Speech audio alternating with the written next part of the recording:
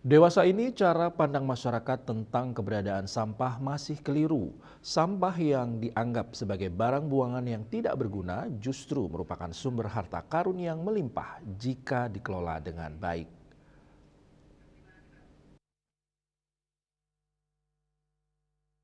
Berbicara mengenai masalah sampah menurut tokoh masyarakat Gusti Ketut Puriarto, sebagian besar masyarakat memandang sampah sebagai barang buangan.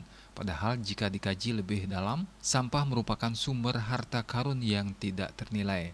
Sudah banyak teori dan fakta di lapangan bahwa hasil olahan sampah mampu menghasilkan uang. Bahkan ada sejumlah negara sampai kekurangan sampah sebagai bahan baku. Cara pandang inilah yang mestinya dirubah oleh masyarakat dan pemerintah bahwa sampah bisa menghasilkan uang maupun barang-barang yang berguna.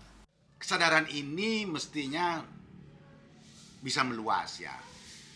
Yang kira ini sudah dilakukan juga oleh para pegiat-pegiat sampah, termasuk pemerintah, cuman memang belum maksimal. Nah, sekarang kan ada wacana penutupan TPA. Itu salah satunya cara pandang kita yang keliru tentang sampah.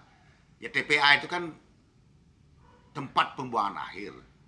Ya dianggap pembuangan. Ya karena dianggap barang buangan. Nah, kembali lagi ke soal persepsi kita menganggap itu sebagai barang yang bermanfaat. TPA yang disuung itu luar biasa prospeknya. Itu bisa menghasilkan. Ini kajiannya dari dulu saya sempat terlibat dengan tim Udayana itu mengkaji, itu sangat potensial kalau kita mau kelola dengan baik.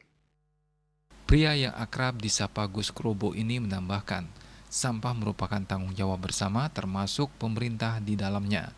Desentralisasi pengelompokan sampah merupakan hal yang sangat bagus. Konsep ini nantinya akan mengurai pengelolaan sampah di masing-masing wilayah yang kecil sehingga biaya yang digunakan juga tidak besar. Andika, Bali TV.